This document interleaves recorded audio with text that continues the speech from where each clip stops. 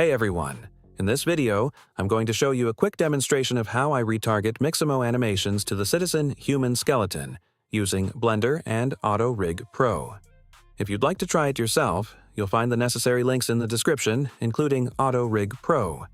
On this channel, I share content about Blender, 3D animation, game development, workflow tips, and tools for engines such as Unreal Engine, Godot, s&box, and more.